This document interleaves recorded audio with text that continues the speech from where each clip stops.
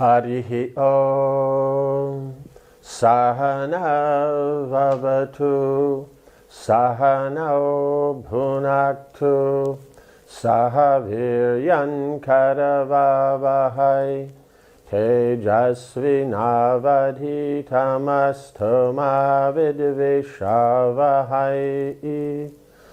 Om Shanti Shanti Shanti. Om Jaya Shri Krishna Chaitanya Prabhu Nityananda Shri Advaita Gadadhara Shiva Sari Gaura Bhakta Vrinda. Hare Krishna Krishna Krishna Hare Hare Hare Rama Rama Rama Hare Hare. Okay, so from reading from Mahabharata, the martial exhibition. So we remember before that Drona was teaching all the students and everything, so now they've been trained, and so then after that, then they'll have a show so that the public, and also all the elders and leaders of the society, then they can feel, say, satisfied at their education, that they properly know, they can do things very nicely. Okay, chapter 5. Among Drona's pupils, Bhima and Duryodhana, deadly rivals, both became matchless in mace fighting, right, so in the club. So Bhima and Duryodhana were the best at the clubs. Yudhishthira was the greatest spearman and chariot fighter, right, because the spearman means that you have the spears to be able to throw the spears or, work with the spears and that, and fighting within the chariot. Nakula and Sahadev were the best swordsmen, so they could fight with the sword better than all the other students. So what's being listed here is who was the best in each area of the fighting. And Ashwatthama showed the greatest ability at mystical weapons, right, the celestial weapons. Because remember that Dronacharya, after teaching everyone else, would teach something extra to Ashwatthama by that trick of giving the small pots and the big pots, with the small mouth and the big mouth. And so then Ashwatthama had one with the big mouth so it would fill up quickly, while everybody else had the ones with the small mouth so it would take a little extra time. So in that few extra seconds and all that, then he would teach him something. But Arjuna would fill his pot by mantra with the water weapon. And in this way he would show up even before Ashwatthama. But, so he knew that. Arjuna, however, excelled everyone in all aspects. He became an atirati, a warrior capable of fighting 60,000 other warriors simultaneously. But, so you hear in the modern kind of things that you can fight, with 3 people at once, or, so many, or a group, a dozen people. But here it's 60,000 warriors. So it's not just people that don't know something. So you have the Rati, who can fight with 1,000, Maharati, who can fight with 10,000, and Atirati, who can fight with 60,000. So Arjuna was an Atirati. So he's, topmost. This only increased the envy Dhritarashtra's sons felt towards him, as well as towards his brother, the mighty Bhima. Right? So that they all get trained and they're all very good, right? Duryodhana is good, they're all good. But that Arjuna is the best, it just makes Duryodhana and his brothers feel even more envious. And then Bhima is as good as Duryodhana. And so then they're on equal matches there. So they're both physically very strong, they're both good at the club. And as we saw before, Duryodhana specifically wants to get rid of Bhima, right? Because he's so strong. But we see as Arjuna is now more powerful. One day, Drona decided to test his students' abilities. He placed an artificial bird high in a tree. Calling together all the princes, he said to each of them, "Take your bows and aim for the bird's eye. One by one, I shall call you forward to shoot." Right? So he's put a bird and an artificial bird, in the tree, and up in the tree. And so then he'll call them for one by one, and you're to aim at the eye of the bird. Right? The first to be called was Yudhishthira. When he had placed an arrow on his bow and aimed, Drona asked, "Oh, Prince, tell me what you see." Right? So he's ready to shoot, but he won't shoot until he's ordered. So then he's asking him, okay, so now you have your bow, you have your arrow, you're aiming at the bird in the tree. What do you actually see? Yudhishthira replied that he saw his brothers, Drona, the tree, and the bird. Drona asked him again and again what he saw, and each time received the same reply.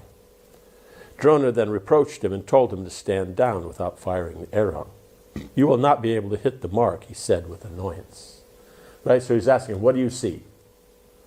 So then he's seeing his brothers that are there, he's seeing Dronacharya, he sees the tree, and he sees the bird. And then asking him again and again, is this what he sees? And he says, yes. So then he says, then you step back, you don't shoot, you won't be able to hit. Duryodhana was next to be called, because Yudhishthira is the head of the Pandavas, so Duryodhana is the head of the Kauravas. When he was ready to fire, Drona asked him the same question. The prince replied as Yudhishthira replied, and again Drona told him to stand down. Each prince was called, and each responded to Drona similarly and was not allowed to shoot at the bird. Finally, Arjuna was called, after everybody, right? Because then, he being the best, then in this case he would be the last. Let everybody else show their ability. When he was prepared to shoot and was standing with his bow drawn in a semicircle, Drona said, tell me what you can see. Can you see myself, your brothers, and the tree? Arjuna replied, I see only the bird. I cannot see you or my brothers, nor the tree. Drona was pleased. He waited a moment and asked, if you see the bird, then please describe it to me. Arjuna responded, I see only the bird's head. I cannot see its body. Drona's bodily hair stood on end. He said, shoot. Arjuna released his arrow and it struck the wooden bird in the eye, sending it tumbling to the ground. With tears of joy, Drona embraced his disciple as Duryodhana and his brothers looked on in frustration. Right? Because the point is that you have a target, he just sees that target.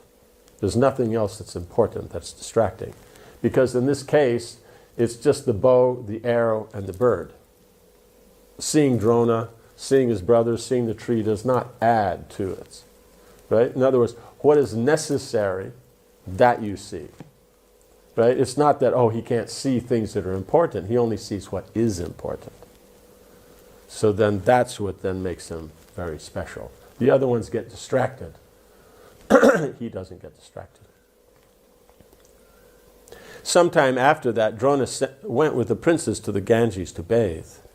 As he entered the water, a fierce crocodile seized him. Although capable of freeing himself, Drona cried out, boys, come quickly, kill this beast and rescue me. Right, so he's strong enough to take care, but he's testing. Right? Like we said, before he had this test, now here's another one. The princes were confounded with sorrow at seeing their teacher held by the crocodile. They froze in fear, all except Arjuna. He instantly fired 5 arrows that struck the reptile under the water and cut it to pieces. Its mouth fell open and released Drona's leg. Right, so that's another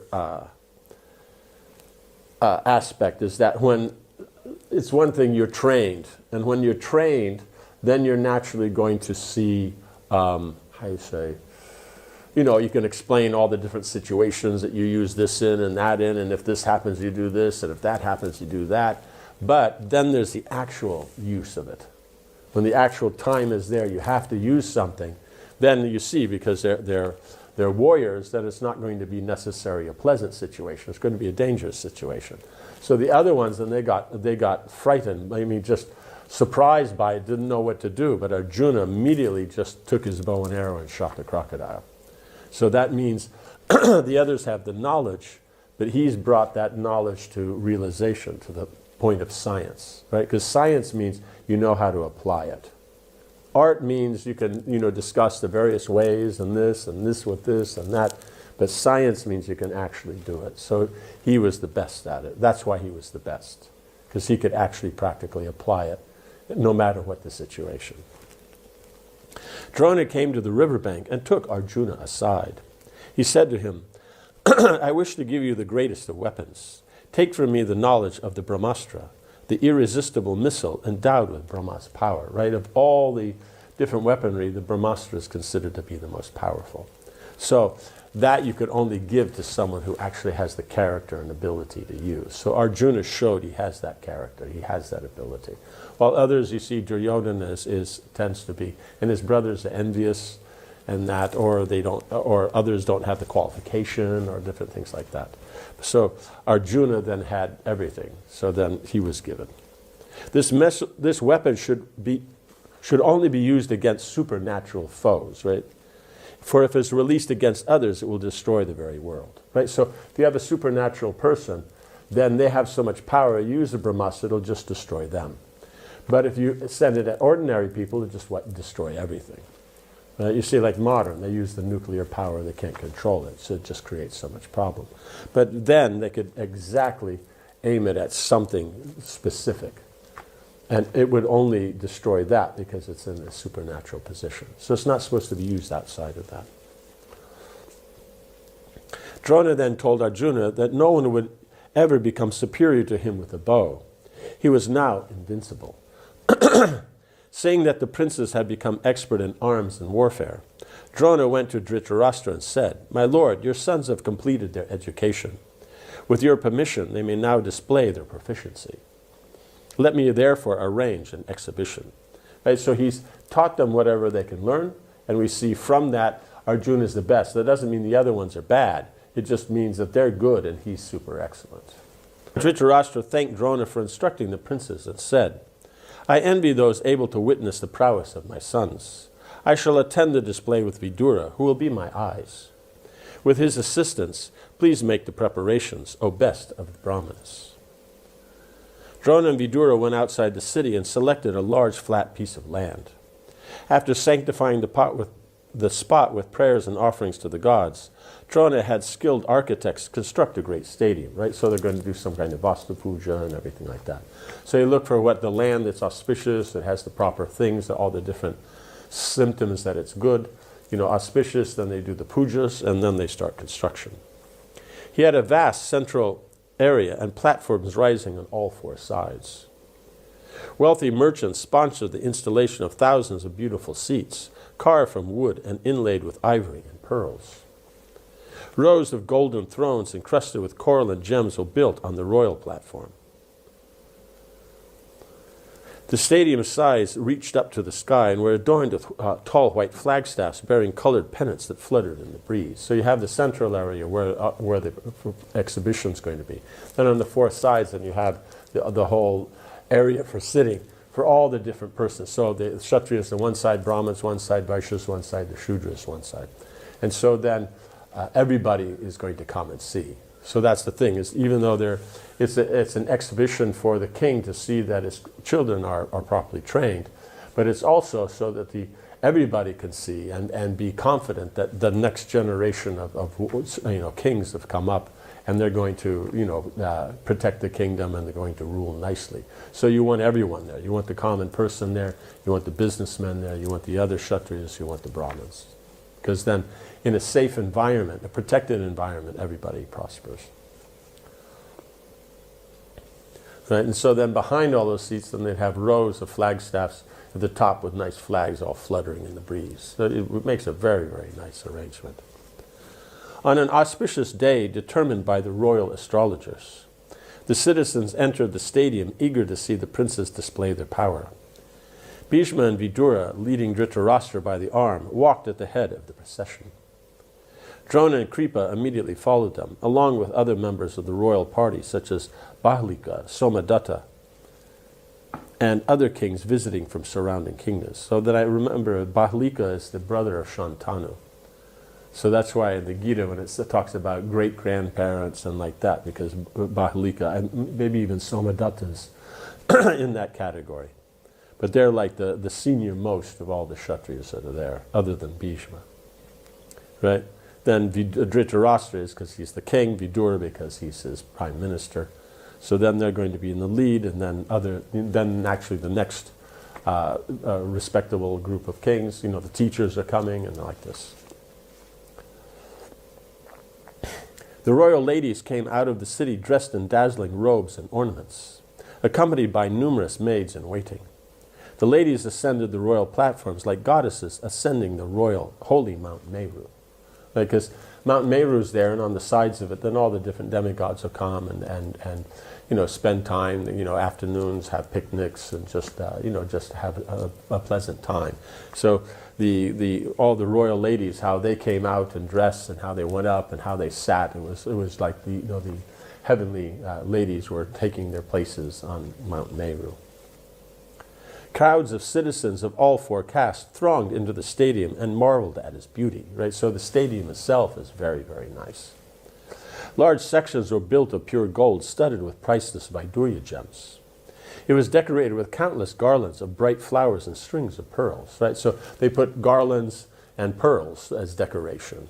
So the amount of wealth and opulence that they had was so great that they have that many flowers and that many people to make. And so these things were all very important, part of lifestyle. So therefore flowers are a major part of people's lives. So therefore so many flowers were there. There were so many people who could make garlands and arrange flowers. So it was always going on because everybody would be decorating their house, decorating the gates in the city and all that. So it was constantly. So it wasn't just be regularly being done. So it's a. The sound of people filling the stadium was like the surging ocean, right? So many people coming and excited and moving, and that it would make sounds like when the ocean's coming in, like this.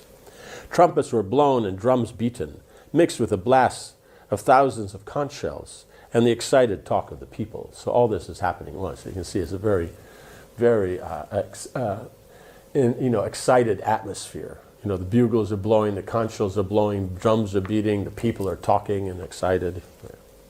When everyone was seated, Drona entered the arena with his son Ashwatthama. Right, so he comes into the middle. So everyone's sitting around the sides. He wore white robes and white garlands, and his body was smeared white with sandalwood paste. His hair and beard were also white, because you'd be elderly at this time.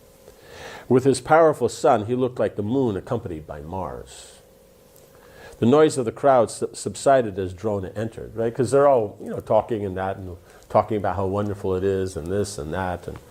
And so then when Drona comes in, because everyone knows it's going to be an exhibition of the prince's valor, and Drona is the teacher. So when he comes in, then he must be the master of ceremonies. So everything's going to start.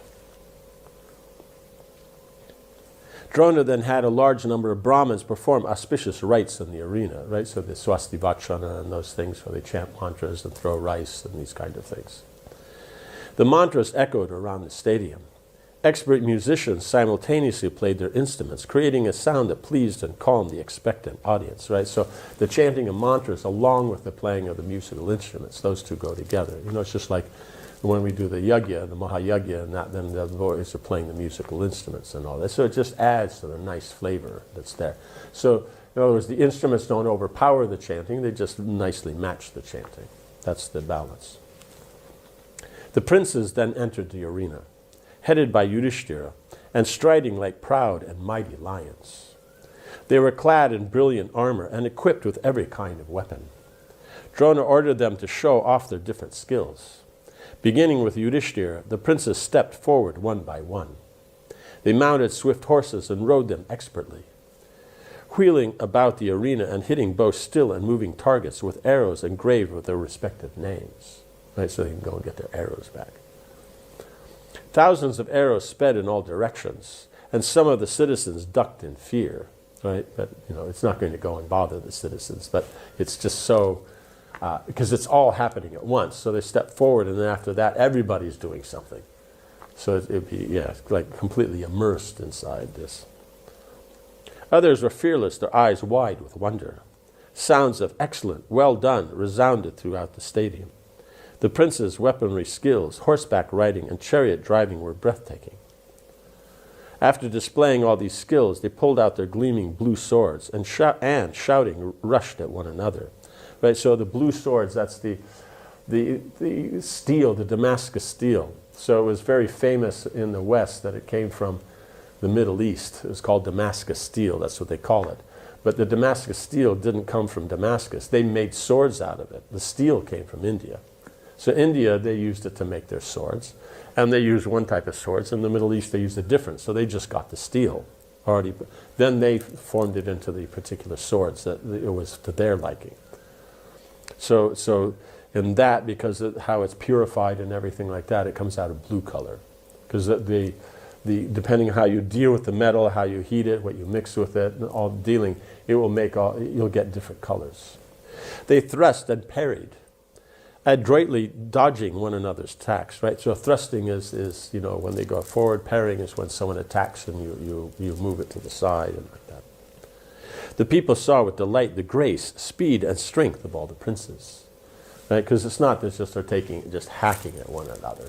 They're actually able to fight in so many amazing ways, and just how they can fight, how they can move, have the quickness in which they do that, the quickness in which they can move and take a new stance. And that was very special. Drona then had Bhima and Duryodhana step forward to display mace fighting, right? Because they're the best at mace. The two heroes glared at each other and bellowed like furious bulls, right? So they're showing that off. So the others are just showing. But we see that with Bhima and Duryodhana, they actually don't like each other. So there's going to be something more happening. Holding aloft massive iron maces, they circled, each with his gaze riveted on the other. As Vidura described the scene to Dhritarashtra and Kunti to Gandhari, the two princes aimed terrific blows at each other. Their maces collided with thunderous clashes, sending showers of sparks into the air. Right? Because you have iron on iron. When they hit, and you get all these sparks. So it's not just a little tap here and there. They're actually sliding and smashing.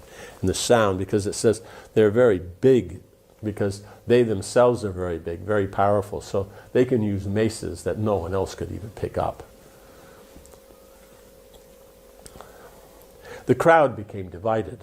Some supported Bhima's, while others supported Duryodhana. Shouts of, "Behold the mighty Bhima," and "Just see the powerful Duryodhana," filled the stadium. Drona realized that the fight was becoming too earnest, right? They were too focused on it. It wasn't just a show of technique. They actually were fighting each other. He also saw that the people were becoming too excited, right? Because they were taking sides and all that. Because before that, all the princes are just showing off their skills, and so the people are watching and very pleased.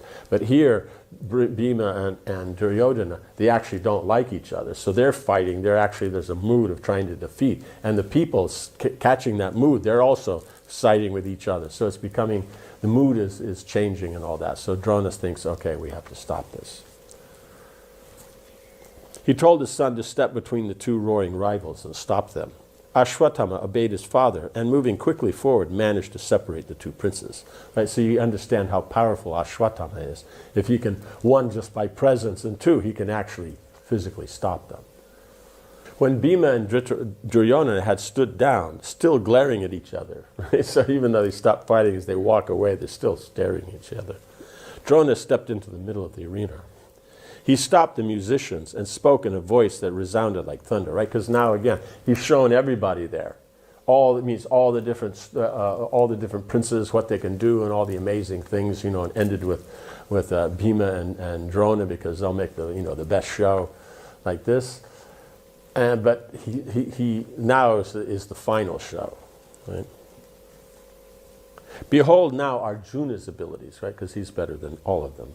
He is dearer to me than my own son, right? And you see, he comes out with his son, does everything with his son. His son is the one that's, arranging things. So Arjuna is even more. This son of Indra is incomparable at every kind of martial skill, right? So being the son of Indra, then naturally Indra can use all variety of weapons, right? As Drona spoke, Arjuna entered the arena, clad in golden armor, with a large golden quiver of arrows on his back. The illustrious prince appeared like a cloud reflecting the rays of the evening sun, and illuminated by a rainbow and flashes of lightning.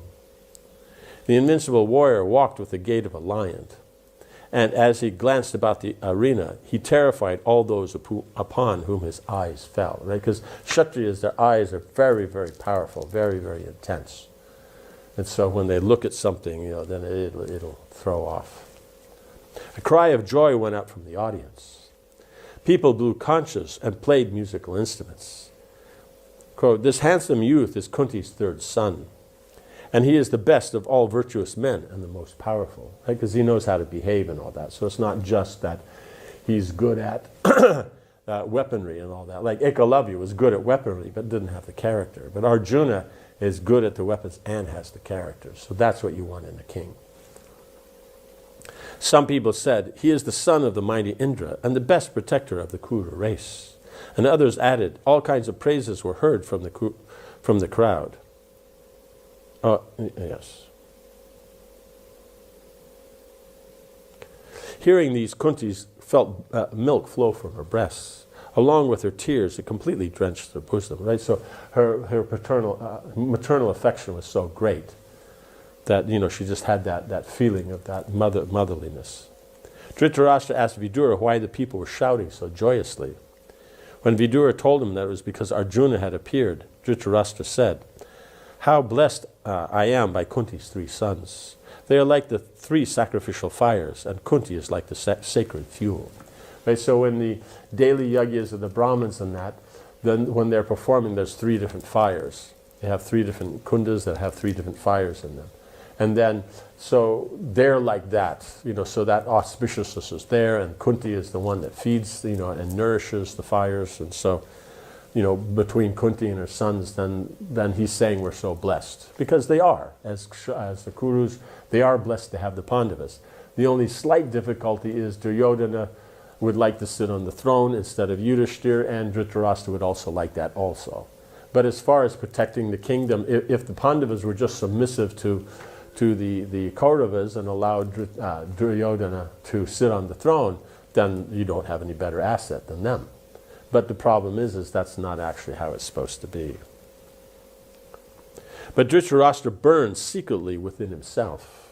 Why had the people not cheered his own sons in the same way?